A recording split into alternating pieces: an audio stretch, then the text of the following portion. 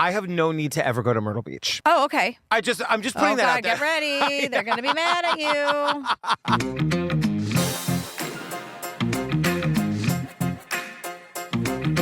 Hi, Julian Benzavalli. Hello, Patrick Hines. Fam, just a reminder, we've got a Discord, and you're kind of the Discord queen. You want to fill them in? A little bit. I mean, the queen who doesn't know how anything works and tagged at everyone and then caused a scene. But yeah, no, Discord is very fun. Everyone's really nice. We have all these different channels about like the book club or episode discussion or Patreon discussion, or there's one whole channel for like your family and your pets and one whole channel for memes. It's very, very fun and cool. Very, very fun and cool. We've also got a Patreon. I don't know if we've ever talked about on the episodes before, but we do offer Patreon content. What? Over there at the $5 level, you get over like 450 ad-free bonus episodes, drag bingo. Then we've got ad-free episodes at another tier. We've got stuff where we send you stuff in the mail. We do after parties where we're doing AMAs. At our $20 level, we do episodes just for you. So we just dragged that idiot Lori Vallow on the Dateline Jailhouse interview. That's right. We've also got some episodes of like Unsolved Mysteries from back in the day. But that Lori Vallow just for the Hero Bell tier. And the reason we did that was because we've already covered that case to death, and we just wanted to talk about it wouldn't be appropriate on the regular feed, so we just gave it to the $20 peeps. So let us know if you like it. Girl, what are we talking about today? So this is called Disappeared in the Darkness, an ID mystery. This is one of those docs that uses the fake Succession music. We've been here before. You know what? They also use a green screen. So I only know this because I did a couple of those episodes of History's Greatest Mysteries where I sat in a chair in front of a huge green screen, and then when I saw the episode, they made me look like I was in a warehouse. And I used to think those were real. Like when I would see those on like those ID things, I'm like, why are they putting Ashley Banfield in a warehouse? No, it's all fake. It's movie magic. Also, I don't know if you noticed, you probably did, Diane Diamond is back. Yeah, whatever. My arch she comes nemesis. and goes. She comes and goes. She's got some choice words in this one, too. Yeah, well, this is an insane story. It really is. How did you find out about, how'd you get this one? If I'm not hearing from listeners or just like in my travels, because it's my job to know what's out, I just get served stuff like you might like. Oh my God. But I don't know where this came from. This has been on our list for a while. I'm pretty sure it was a combination of listener requests and just saying like, would you be interested? And the answer is usually yes. Usually yes. It's one of the most devastating crimes in recent history. This little girl that's been taken from her family before the Christmas holiday. It just breaks my heart. 20-year-old Heather Elvis vanishes without a trace. It was the darkest, most desolate place in Horry County. There's a desperation for answers, and we don't have them. They were harassing this 20-year-old woman, and she was absolutely terrified. We speak exclusively with Heather's anxious family and friends. I'm one of those people who needs facts. I wanted proof. I wanted to know what happened. There's so many things unfinished in her life. So many things that she doesn't get to do. And go inside two of the most contentious trials of recent times. This junk science, there's no science to it. It is complete. You said, well, Sidney cheated on me in the months of September and October with a psycho whore, right? It's all a game. Everything's a game, and it's not a game. Well, we're in Myrtle Beach. It's December 19th, 2013. They describe Myrtle Beach as like a transient tourist area that sees as many as 18 million tourists throughout the summer season. I think the reason I had that response to it is because I grew up in a beach town like this. Oh, okay. You know what I mean? I grew up on Cape Cod, and so I like the summer beach season is just a nightmare in those places. It can be very touristy. Yeah. Our victim is Heather Elvis. She's 20 years old. We learn about this place called Peachtree Landing, and it's a few miles away from downtown, and it's at night, it's like super desolate. And Matt, who's a news anchor, says it's where you want to go if you don't want to be seen. It's a place where like they put like boats in the water. Like that's, I guess, what a landing is. Yes, but it's like, it's super rural too. So at night, like it's really desolate. Yeah, which is funny because it's like, it's close enough to like downtown Myrtle Beach is like a happening area. And then this is a couple miles away. Yeah.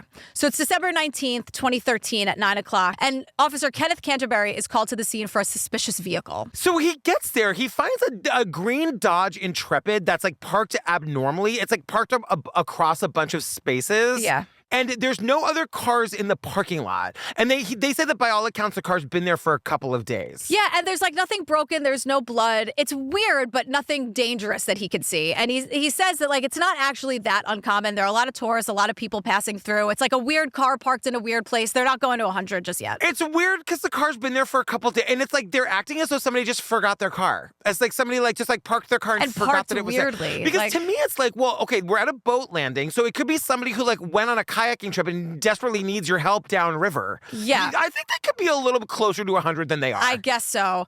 Kenny the cop runs the license plate, and it's registered to Terry Elvis. And the cops actually know this guy. Yes. He owns the printing company in town, and Terry is here with us. And it turns out that Heather, our victim, is his daughter. Officer Canterbury goes to the Elvis home.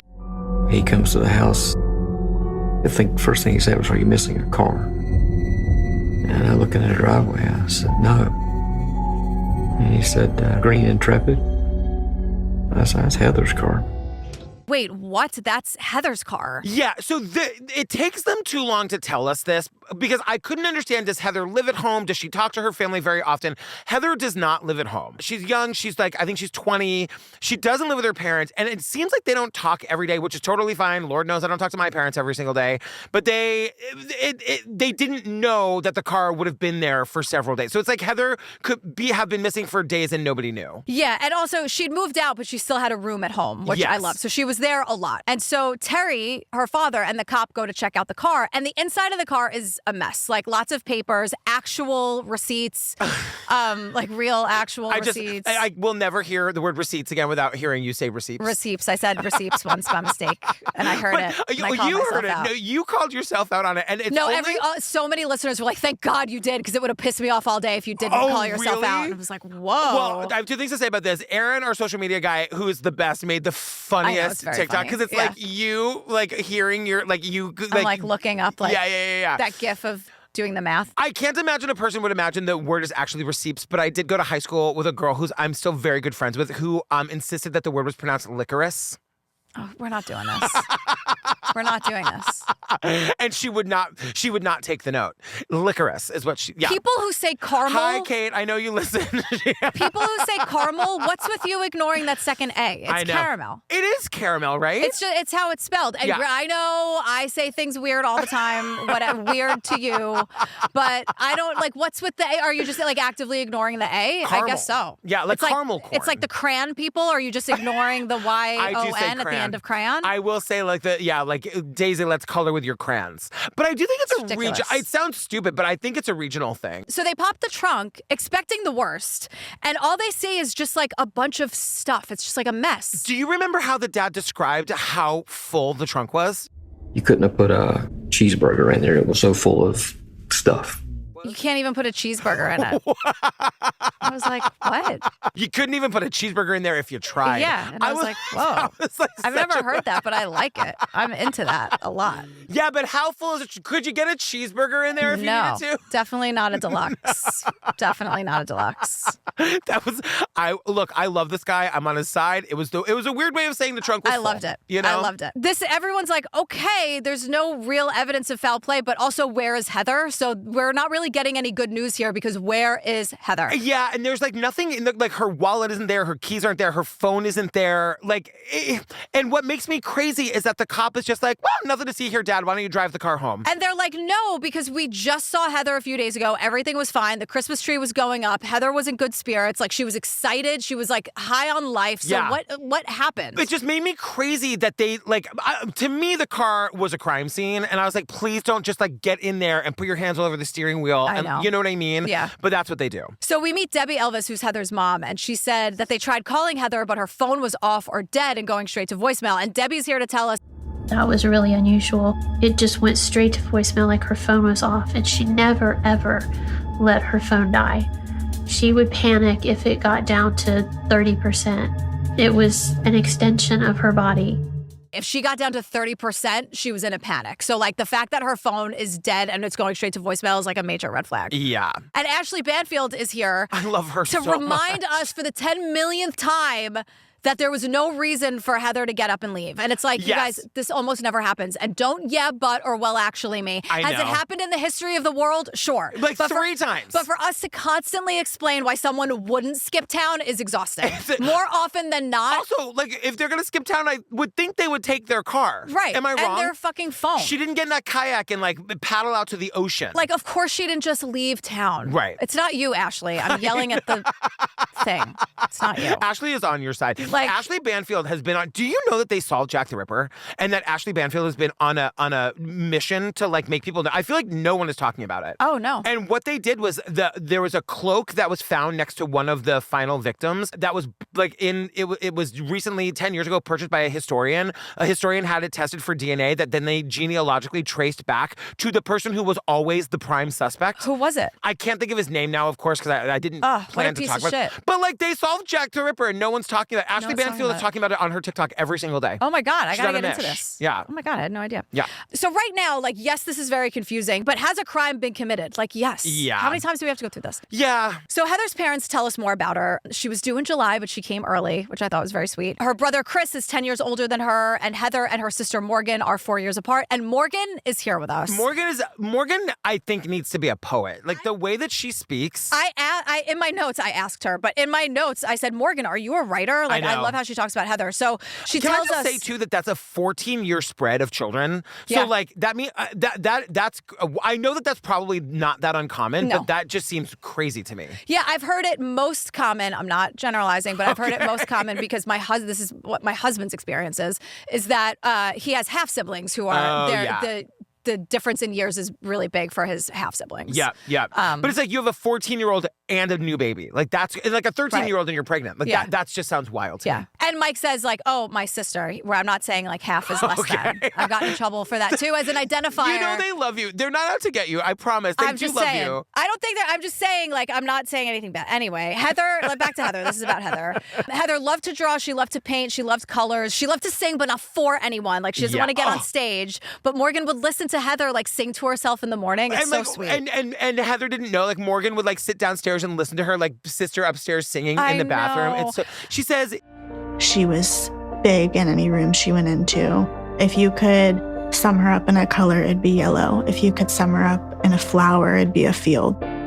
If you were to sum her up in a flower, it would be a field. And that's when I wrote in my notes, Morgan, are you a writer? I love how she talks about Heather. So Heather loved working and loved helping people. She went to Puerto Rico on a church mission. She was there to build and fix houses. She loved everything about working, and she especially loved her job at the Tilted Kilt Pub and Eatery. Okay, like we're going to get to it in a second, but somebody says the Tilted Kilt is basically like a Hooters ripoff. So this is one of those joints where all the servers are women and they're all scantily clad. Yes. And today I learned a term called breastaurant. Okay, but did you see that the closed captions did not say restaurant?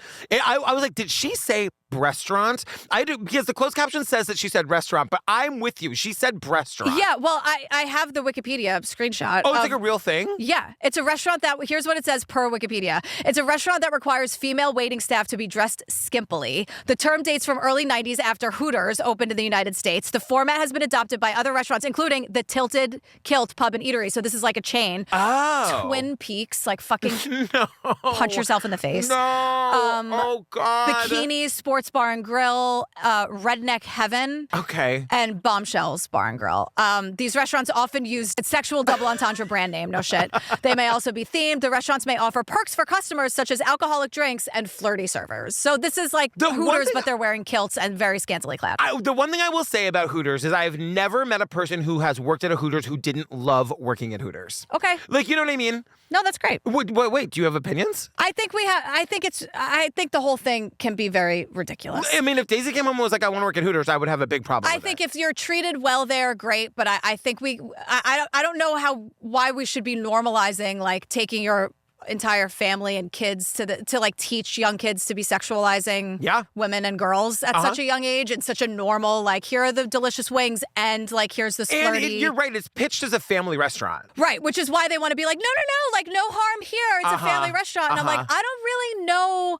And like the servers there, God love you. And reach out to me because I want to know like what it's like and how much autonomy you have to say like, don't be a creep, you're in front of your kid. Like, are you allowed to say that? Or do you have to sort of keep up the mystique of like, oh, she might be, like what is, like, where is the line? Yeah. So because I don't know what the line is, I have strong feelings about it. But if I'm wrong, tell me. And if it's but it just seems to me like, can we not be normalizing sexualizing people? It's been so normalized because I always thought it was kind of like, oh my goodness, we're going to go to Hooters. And then like you get in there and it's like, no, it's like Disney World. It's like a family joint. Yeah. And I just don't know if we should be teaching little kids even more to be able to like reach out and touch somebody because people were reaching out and touching me, and I never worked at a bar like a Hooters or a restaurant like a Hooters, and people get super handsy no matter what kind of, in my experience, no matter what kind of establishment you're working in as a server. Yeah. So that part I don't like. But Heather loved it, and the women that we meet work there. They seem to be like really looking out for each other. So that part I love. Like the women working there, I'm sure are like in the trenches together. But I just wish you weren't in trenches when you're just going to work. Yeah. Like, totally. That's my take on it. Well, we meet Brianna, who's Heather's best friend, and they met at work. And initially, Brianna did not like her. And roommate. Yeah, I was gonna say they met at work, and they didn't like Brianna didn't like her because she was too. She says hyper. Heather was too hyper. But then like she got to know her, and they sort of loved each other. Heather was very independent. She didn't like the rules at the house. She didn't like having to be in by a certain time. So when she turned 18, she wanted to live with her friends. She ended up moving in with me. She was very messy. I feel like I would clean things and it'd be like a bomb went off in my apartment 5 minutes later.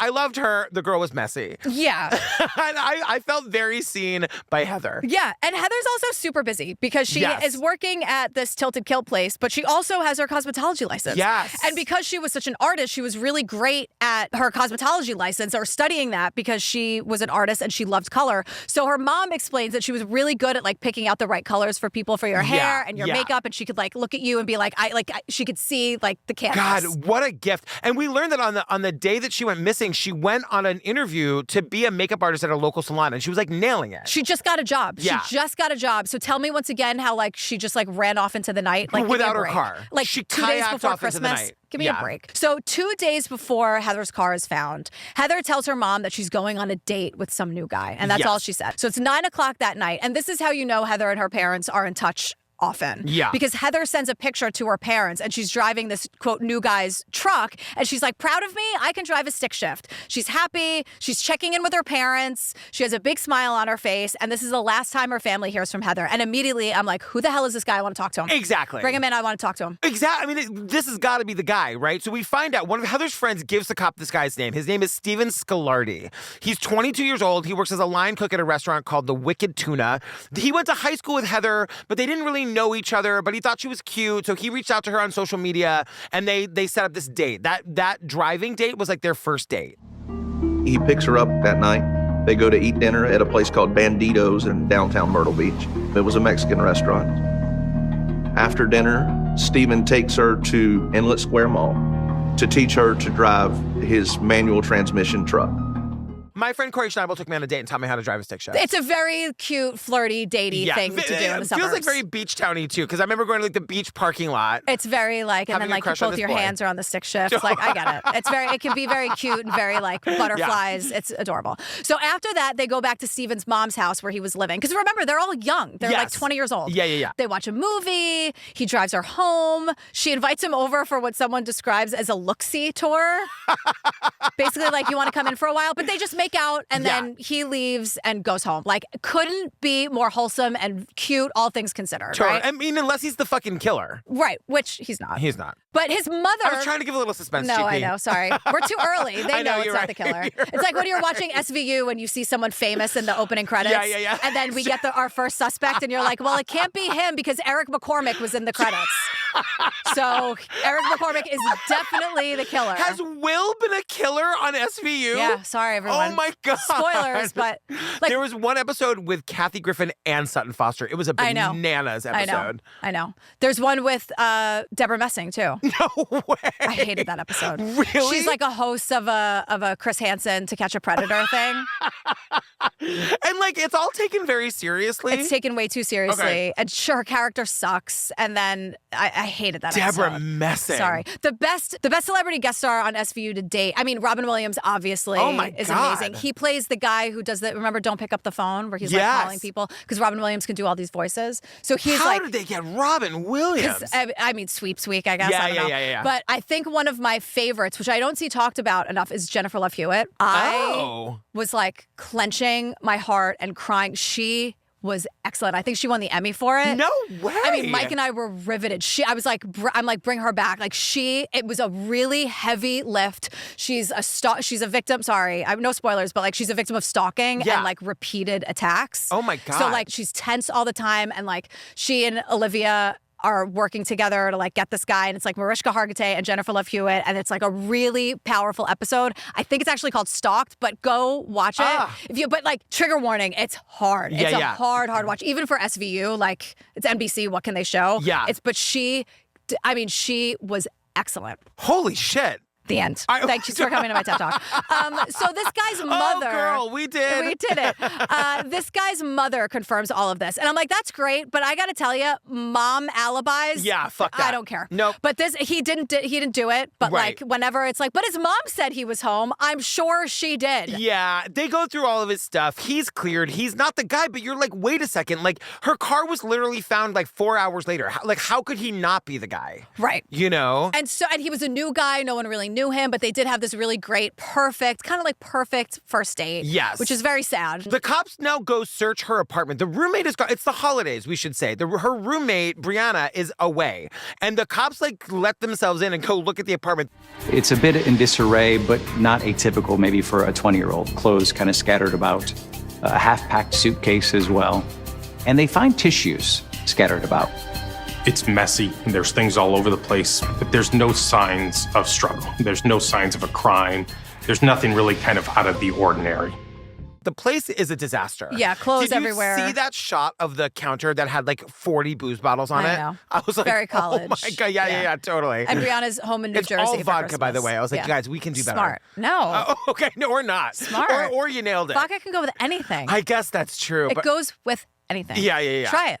And so, I wasn't drinking bourbon until like 4 years ago. Right. So I guess you're, you know, I'm going to go fuck myself. Thanks. I'll be back in 2 minutes. Leave Tell the them about vodka another here. rest for you. I'll go fuck myself. Leave the vodka we'll here. resume in 5 minutes. It's so good, that episode. Like, I was shocked at how good it was. And I like was crying. I needed like a palate cleanser. Yeah, it's really, really good. So the cops are looking at cell phone records. They're testing the car. They're at Peachtree Landing, which is the place where the car was found that's like pretty desolate. So they're trying to figure out what happened. And I'm like, well, what about the restaurant? Because the place is filled with pretty girls in sexy outfits. So maybe some creep like got sweet on her and followed her home and did something awful, perhaps? Yeah, totally. And I just want to say one more time, like, also maybe check the river. Like, you're at a landing and her car is there. Yeah. Like, people drive to landings and then go get in the water. Maybe they did and nothing came of it, and so that's why we didn't hear about it. I don't know. But we meet Jessica Cook, who's the manager, and Heather's boss. And nosy. Yeah, very. She'll try to make excuses for it later. But so Jessica's at front of house and also, quote, really tried to take care of the girls. I'm like, what is she, a madam? What is this place? I know. I gotta say, like, let me shout out to my, like, restaurant managers. That is a hard, thankless job. God, we see you, we love you, we need you. Yeah, also nurses. We say the same thing I about know. Nurses and teachers. And astronauts. Heather was the hostess, which means that part of her job is to talk to everyone who comes in and, like, greet them. The look of, like, utter dread. Could never be me. What, in that outfit? And it's just, and that's why, worst. it's not the women I'm talking about. No, of course. It's like, I just hate what could happen. One conversation could be a day ruiner. Yeah. At the very least, it could ruin your day. Totally. At the very worst, who knows? Right. But, like, at the very least, you could just, like, feel, like, disgusting and want to take a shower. That's the least of it. No, I totally hear you. So I'm just feeling, like, protective of these women. 100%. And now we learn about this guy, Sidney Moore. He's a maintenance guy. He started working at the restaurant around April 2013, they said, and he would come in after hours and, like, fix the restaurant equipment. Right. He was, quote, very outgoing, always joking around with everyone. So Heather and Sidney like each other, we hear. Soon, Sidney seems to show an interest in Heather as well. Sidney worked at night, so when he started to come in during the day, he would come in on his days off and bring Heather coffee, bagels, donuts, tea. He would come in, hang out for a few minutes, and then he would go. Sidney would come in on his days off and hang out with Heather and bring her coffee. And this struck me because usually at places like that, there are strict rules about no boyfriends or like no anyone you're dating. I wonder if he got around that by being like, I'm just checking on the fry later. I'm sure that's what it was. But like to come in on his off days and bring her coffee. Yeah. And like at first I was like, well, maybe it was different because he worked there. And then I'm like, no, it should actually be more heavily enforced because he works there. 100%. Like, yes. And so like, whatever, what do I know? But you should run one of of these places. Nothing. So Jessica, the manager's in the office. Heather, our victim, her phone is blowing up. Now, Jessica... No, we should just say that Heather is charging her phone in Jessica's office. So Heather's phone is on Jessica's desk. Right. And it's like blowing up. Yeah. And so Jessica's like, I looked at it because I thought there was an emergency. So I just started going through the notifications. Here's what you do in that situation. You unplug the phone and you take it out to the host stand and say, there's a lot of activity on your phone. Jessica's a nosy Nelly. Jessica read all the texts. 1,000,000%. And once she read the first one, she scrolled back for days. Because what she is reading is that Heather, our victim, and the Sidney, the maintenance guy. Yeah. There was one in particular that set off a red flag for me, and it was that they were having sex on the back patio of Tilted Kilt. They definitely were in a sexual relationship. When I found out, I was surprised because he was a much older man. At that point, Heather was 19, and I believe Sidney was around 40. And this is where we learn that this guy is 40. And Heather is 19. Also, Sidney is 40 and married with 3 kids. Yes. Now, Heather, we learn immediately, not only is he married, he has a nightmare wife named Tammy. And I'm kind of really excited to hear what you got to say about I it. hate Tammy. I know. I hate the two of them, Sidney and Tammy. Totally. Go to hell. Yeah. Bye. See you there. So Heather, it turns out. I've been there. Actually quite liked it. Yeah, it's amazing. So Heather is scared that Tammy, the wife, is going to find out. And Yes. guess what, everyone? She does. Because the wife starts sending Heather threatening text messages. And Diane Diamond is going to read us some of them. Diane Diamond reads one that says, Someone's about to get an ass beat down.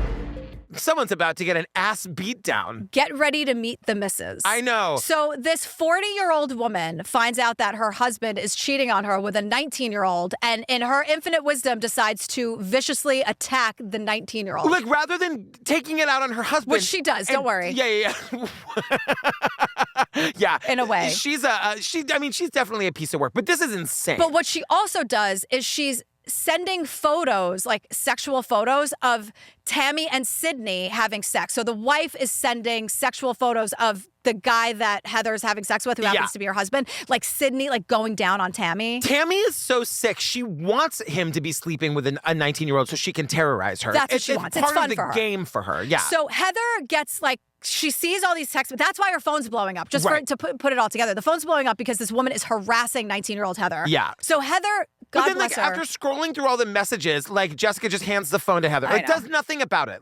Stop reading other people's text messages. So Heather, though, so smartly is like, okay, this is over. It's not fun. It's scary. It's weird. I'm done. Yeah. She's out. Yeah. So once the cops learn about all this, they call Sidney, and it is chaotic and a mess from the jump. Yeah, he tells the cops he and Heather haven't talked in a while. Now, obviously, he's the boyfriend. Of course, they're going to be looking at him. And they just let it hang for 10 seconds. Right. They don't even ask him anything. Did you watch The Residence? Oh, no, we started it, but we haven't gotten very far. It's like when detective couple asks you something. Yeah. And then she'll just look at you. Uh-huh. And Because you then- got to fill the silence. And 2 seconds later, they're like, okay, well, what really happened? Also, everyone watch The Residence. It's so good. But that's what happens. So they're like, Sidney, when was the last time you spoke to Heather? And he's like, Sidney said, no, I haven't talked to her in a long while. And then they keep talking. And then he says, well, I talked to her maybe the other night, and I talked to her to tell her to stop contacting me. She hadn't called me in a while, so I called her to tell her not to call me anymore. oh, and they're like, let's do this at your house. Right. Let's chat in your home. So a couple of cops are chatting with Sidney at his house. Yeah. And meanwhile, other cops are looking into his background. And this guy had a pretty great life, honestly.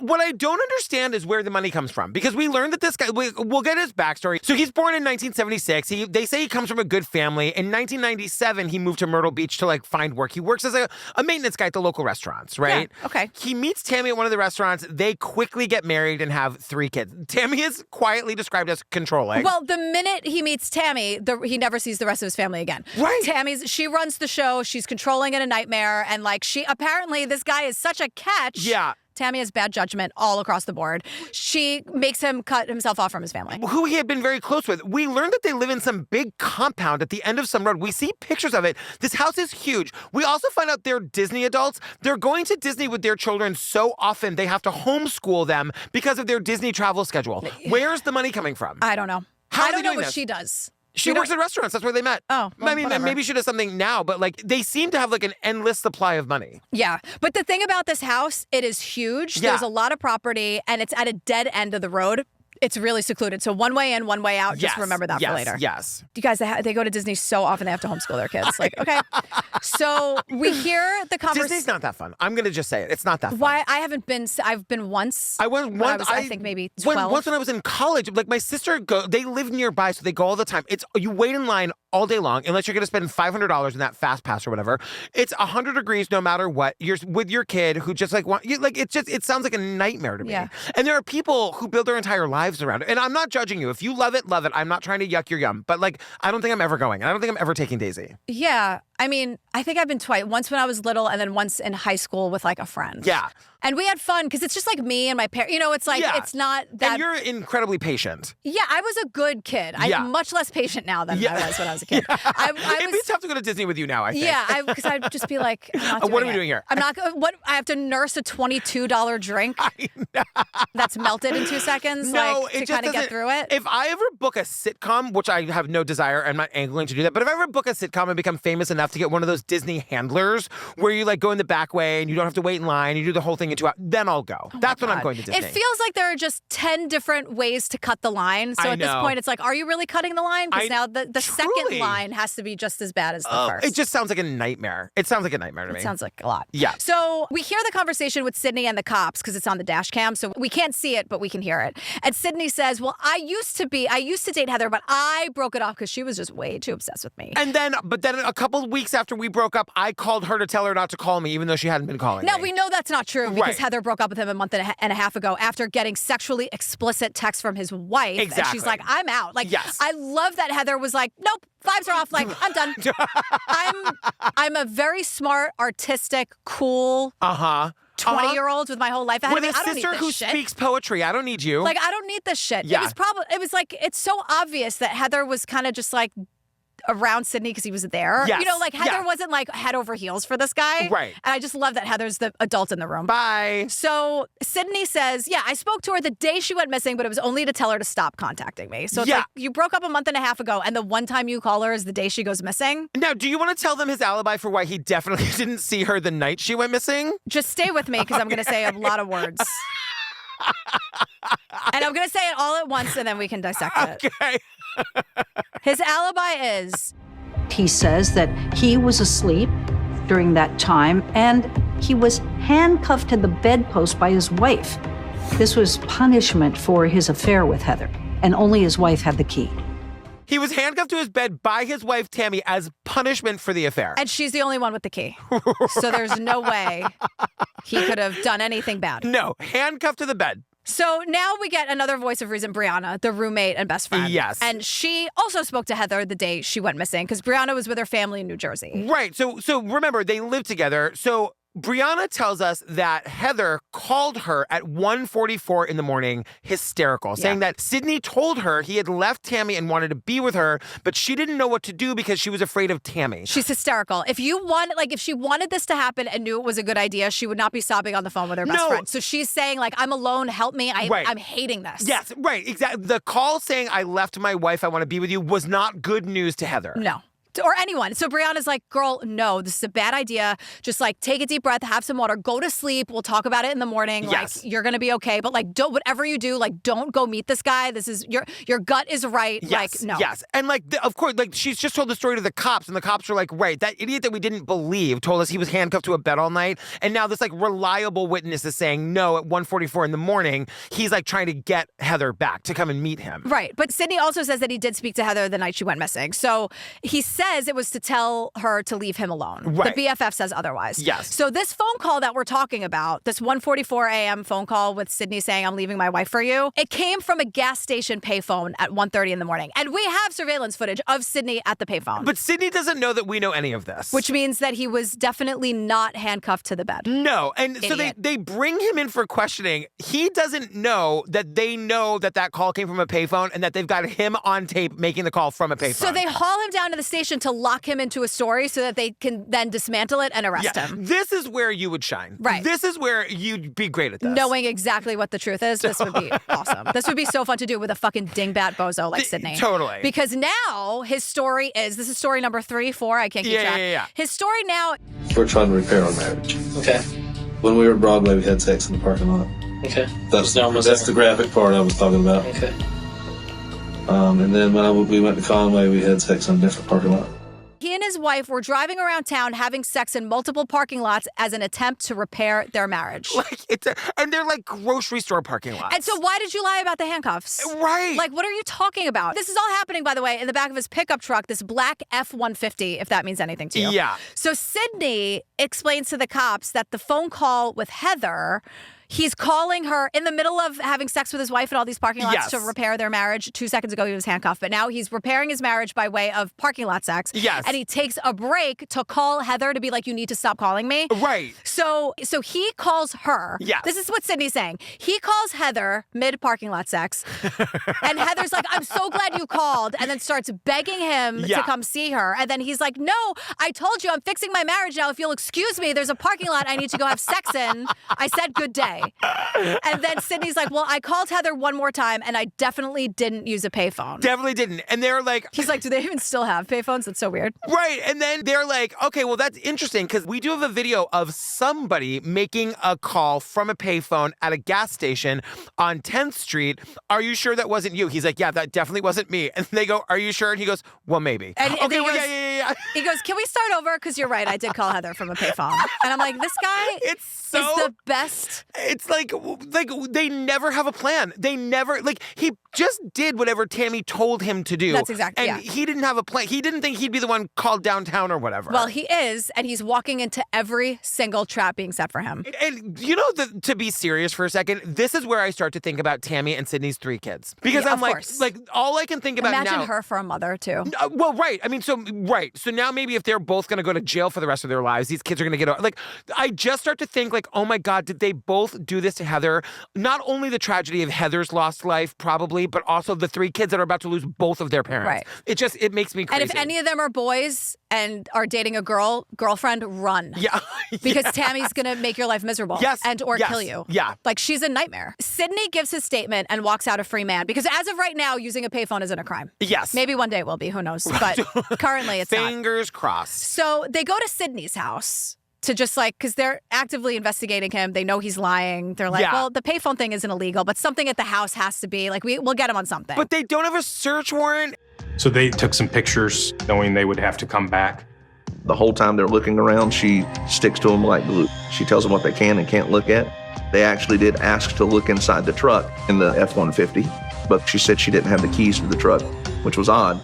Follows them on their heels to tell them what they're allowed to look at and what they're not. How is this useful? And it's not because they don't have a warrant, so they can't take anything. And they've tipped their hand that they want to come back and search the house. It's just wait for the warrant, guys, and then just go back and surprise them. Isn't that how warrants work? And she's like, oh, I don't have the keys to the truck, so you can't look at it. So she's eyeing them, and they're just doing this very half-ass thing. And also, though, there are cameras all over the house, inside and outside. Yeah. So the cops play it cool about the cameras. They don't say a word. They don't even photograph them. They kind of act like they don't see the cameras don't exist because they don't want to tip their hand about the cameras, at least. But it's Tammy's an asshole, but she's not an idiot. No. It's you guys came without a warrant. Of course she knows the cameras are there. It was a dumb idea. Very dumb. I guess I don't need to belabor the point. It's a dumb idea. Yeah. Just wait.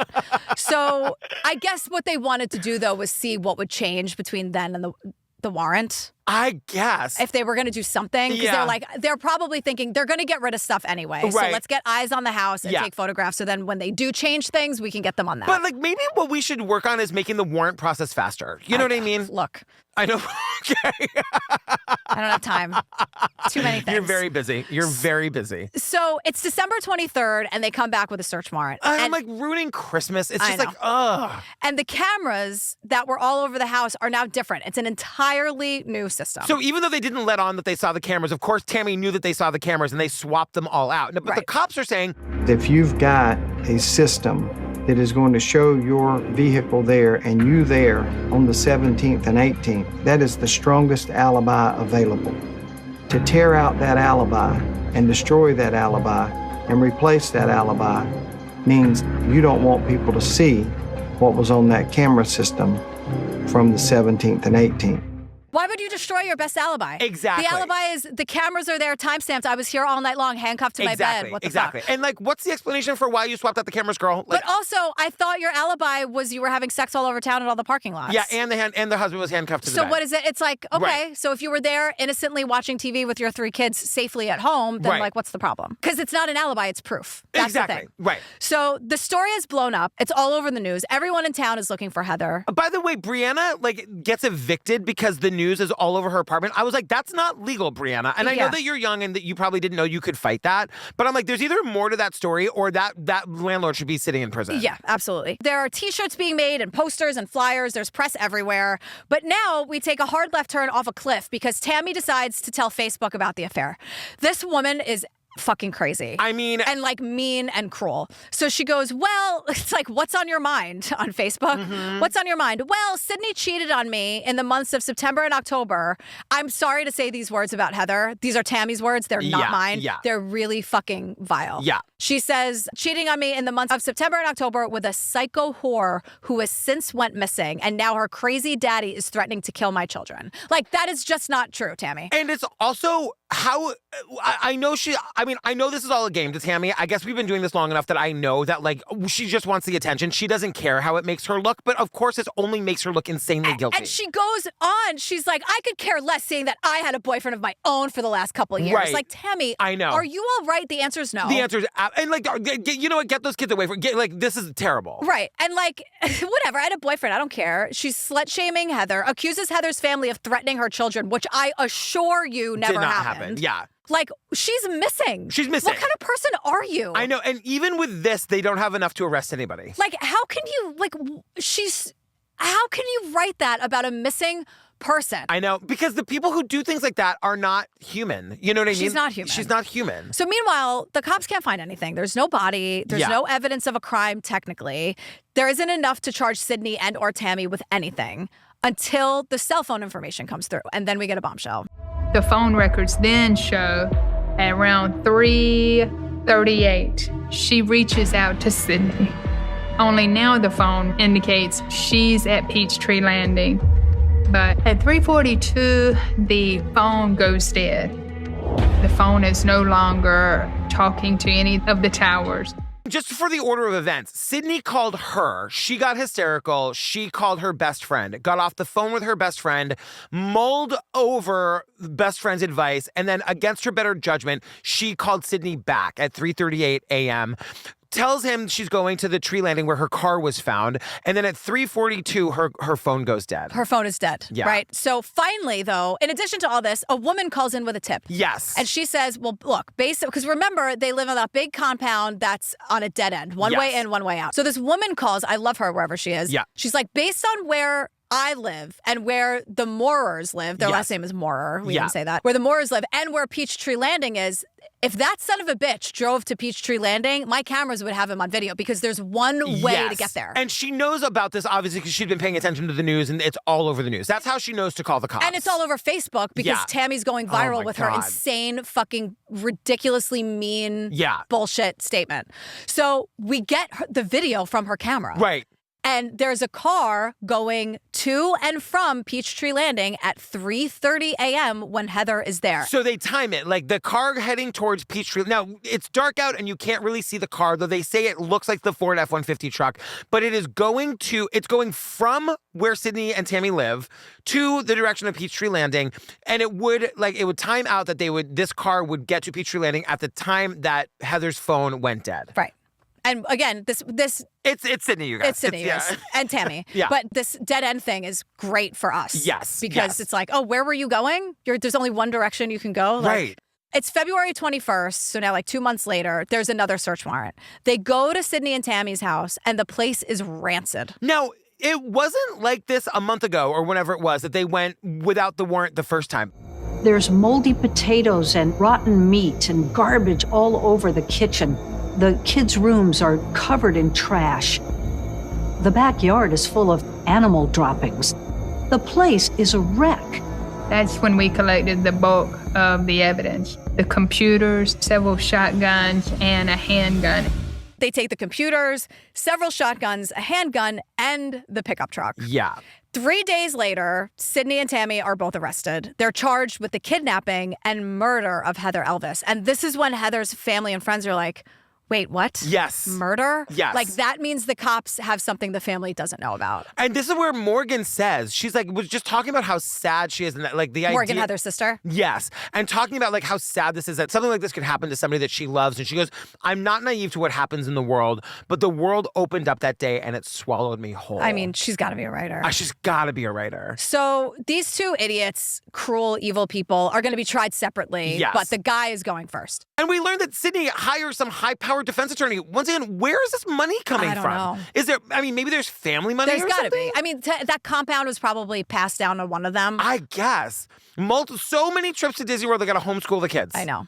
And like, how's that homeschooling going? I know. You're And, leaving you're letting the house fall to disrepair and it's rancid. Please let me believe that the children went to live with Sydney's parents, who at least Diane Diamond thinks are good people. I hope so. Maybe the kids are living with Diane Diamond. For now. Give her to Ashley Banfield. Ashley Yeah. Banfield, you take the kids. Yeah. Every day she's like, but we caught Jack the Ripper. But we got Jack the Ripper. It's an Everyone's amazing like, shut story. up, Ashley. What?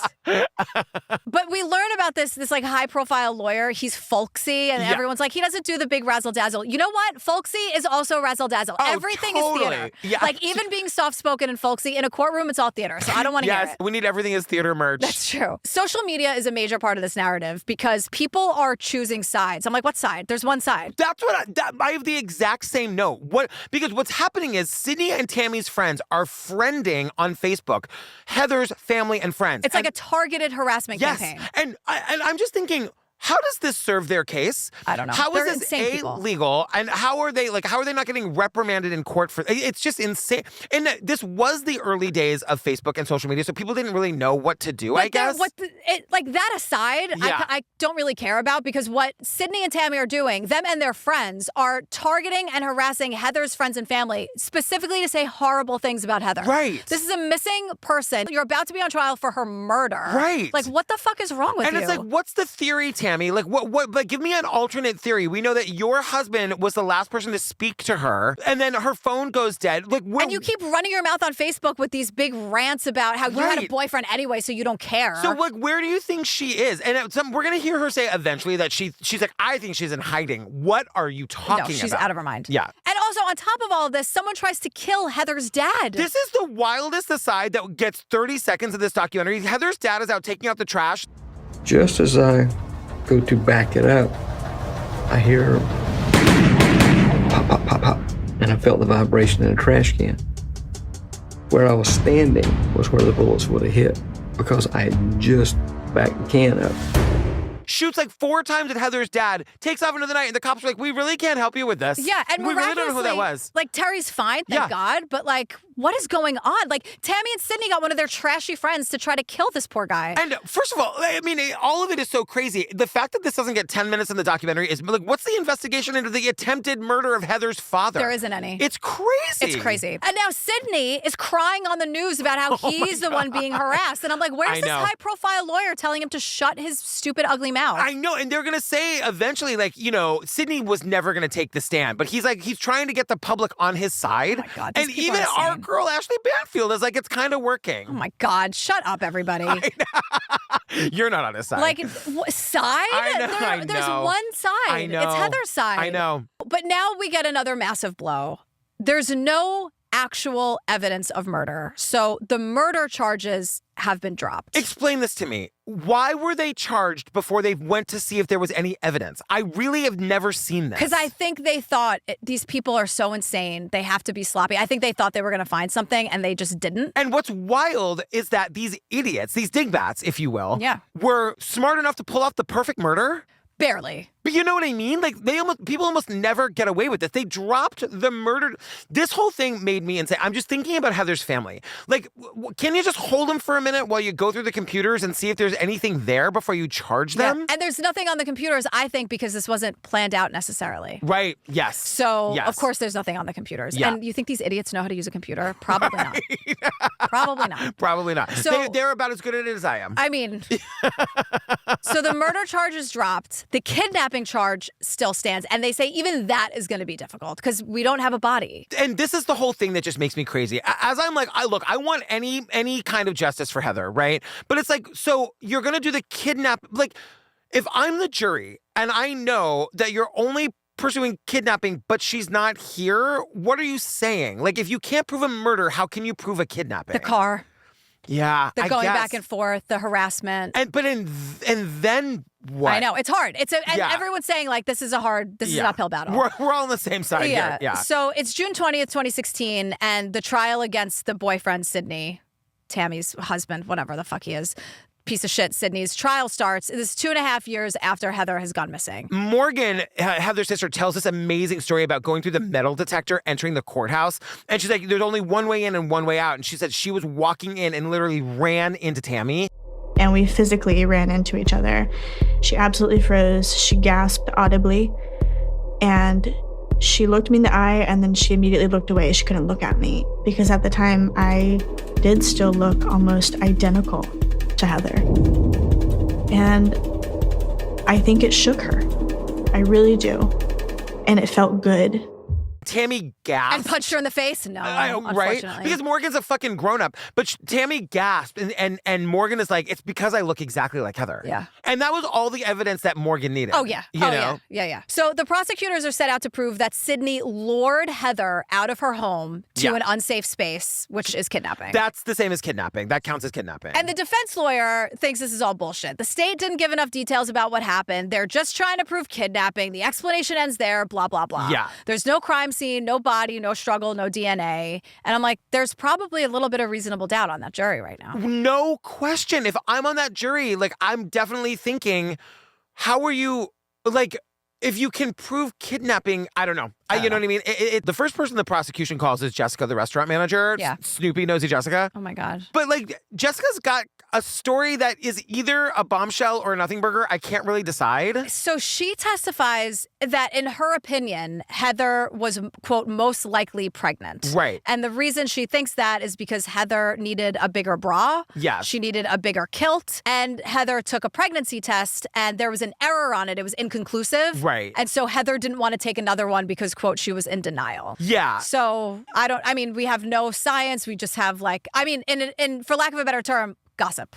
Truly. Right? But also potentially a motive, I guess? For these crazy people. Yeah. Because, Tammy is so hateful towards Heather. Right. Like, she's 20, you're 40. Yes. Grow up and get a hold of yourself. And that's the issue. Like, they're going to say that, like, it's, in Tammy's insane mind, it's one thing for you to have an affair with my husband. It's another thing for you to be carrying his baby. Based on what I know, which is her own words on Facebook. Yeah. Like, this is definitely a motive for her. Because she can, in Tammy's crazy, evil mind, yeah, I'll fuck around with a 20-year-old. That'll be fun to ruin her life. Right. But a pregnancy would ruin Tammy's life, and that's no fun for Tammy. Right.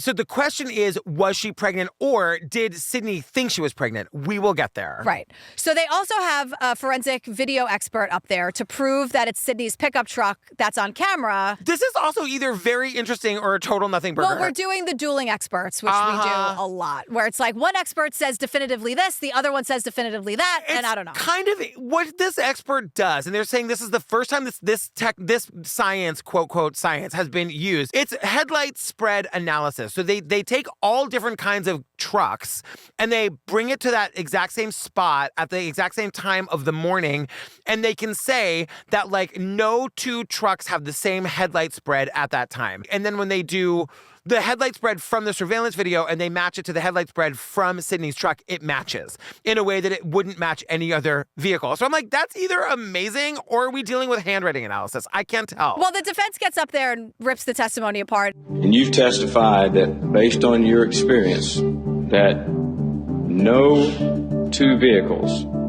anywhere have the same headlight spread pattern. That's my experience.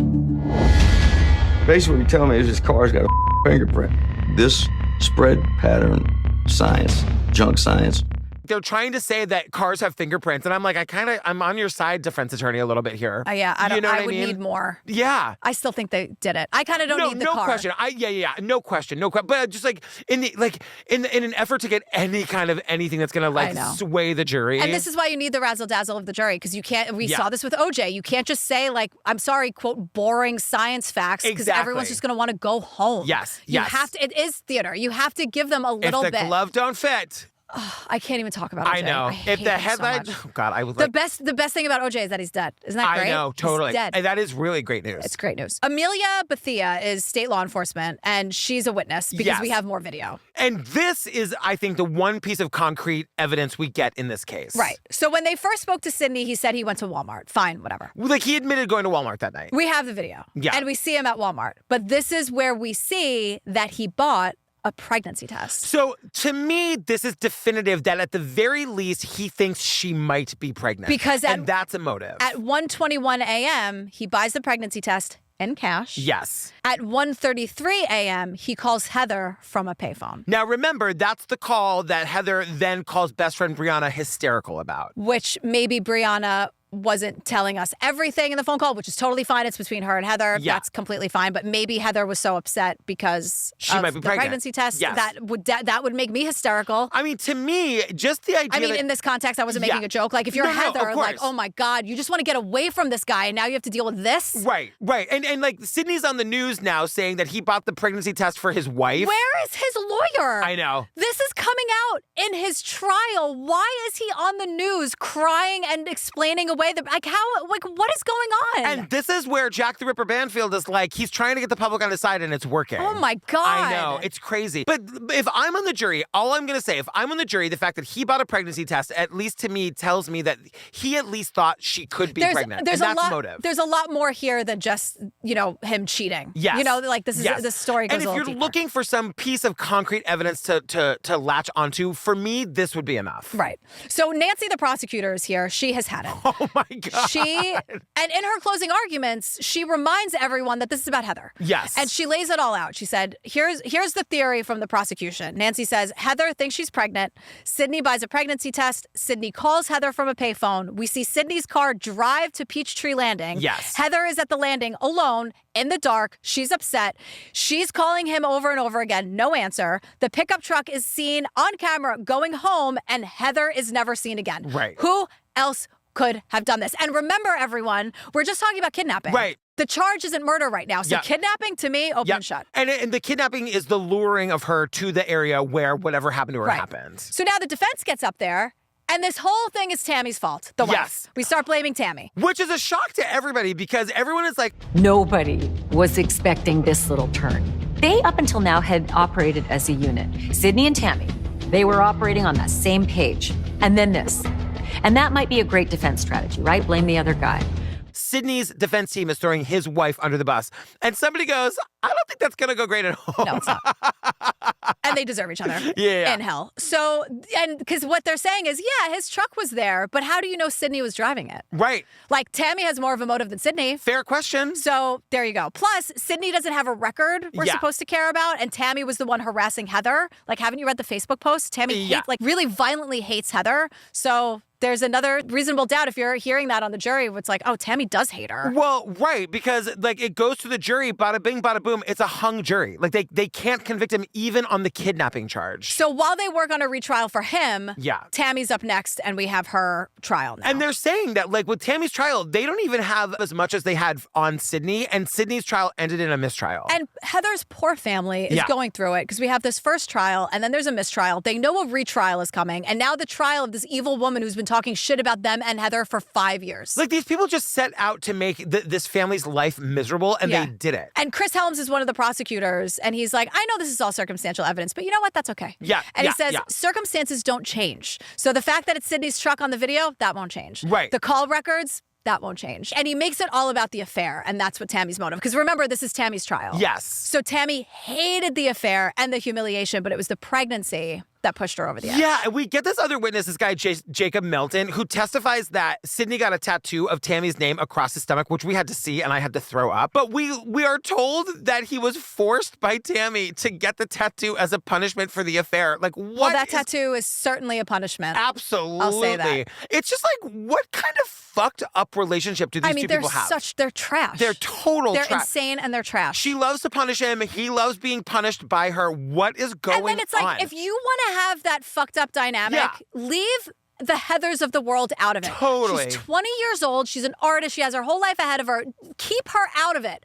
Tattoo your own ugly names on each other's ugly bodies until the cows come home. Gross. But like, leave Heather out of it. I know. But these people are so sick that she's just part of the game. She's a pawn. You know what I mean? And that's why Tammy can write about Heather the way she does. Yeah. Because she's evil. It's all right, and that's it. Like it was always meant for there to be another person to be a part of this game for Tammy. Right. So Donald DiMarino is here. He's Tammy's cousin, and he says he's testifying against his cousin. Yeah. Saying that at a barbecue, Sidney showed him this disturbing photo of Heather on his phone, and the judge wouldn't allow him to even describe the photo in open court. Why? I don't know. Nobody knows, but we are meant to understand that he's saying that his cousin Sidney showed him a picture of Heather's dead body.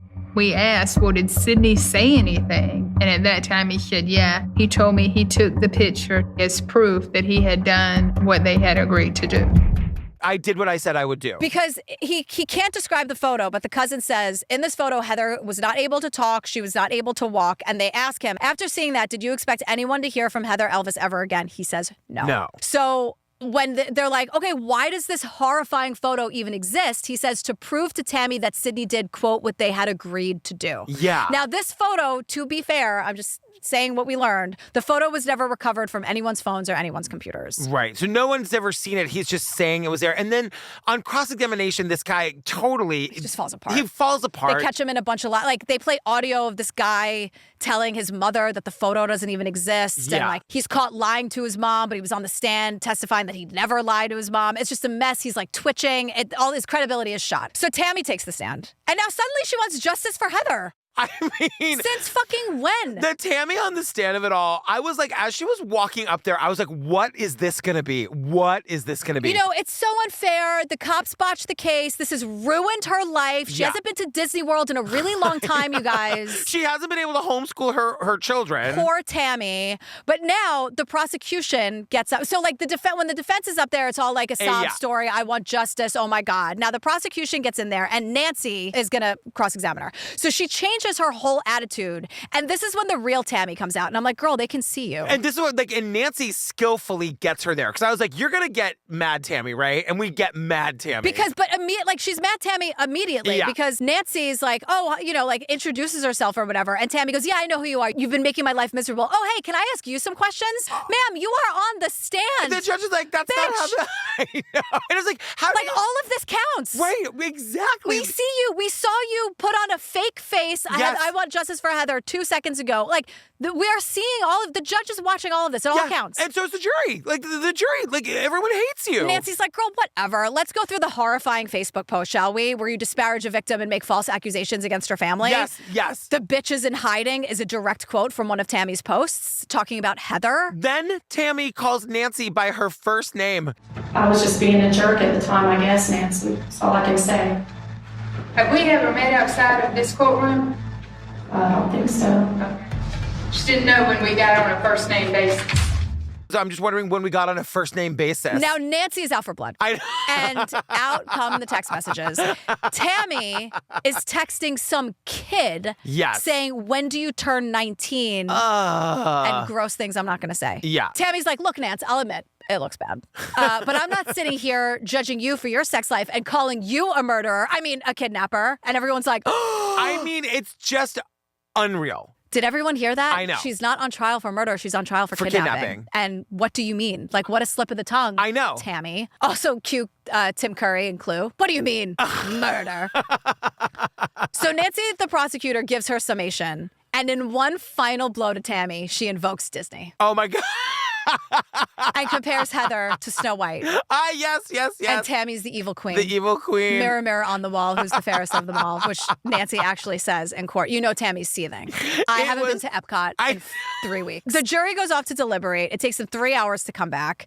Tammy's found guilty of kidnapping. She gets 30 years for kidnapping, 30 years for conspiracy to kidnap, but she's serving them at the same time, so it's just 30 years. You know, not it's 60. not enough. It would never be enough, but 30 years is a good long time. For someone like her, Yeah. who definitely hasn't taken care of herself, and it's not like she's going to be living in her till her 90s. And it's not like she's going to be making pals in prison. I can't imagine she's going to be like Miss Congeniality. No. Or in she's going to be the bully everyone's scared of and still be head of the gang. Oh, God, probably. I mean, prison. My whole thing is like, you're going to miss your kids, Tammy? No, she doesn't give a shit about anything. She hasn't thought about her kids She doesn't once. care. She doesn't care. So now it's Sidney's retrial, and everything is the same as the last time. We have the same witnesses, the same evidence, except, remember the cameras at their house? The first time the cops went, they saw the cameras inside and outside, but they didn't have a warrant, so they couldn't do anything. And then the next time they came, there were brand new cameras. Yeah.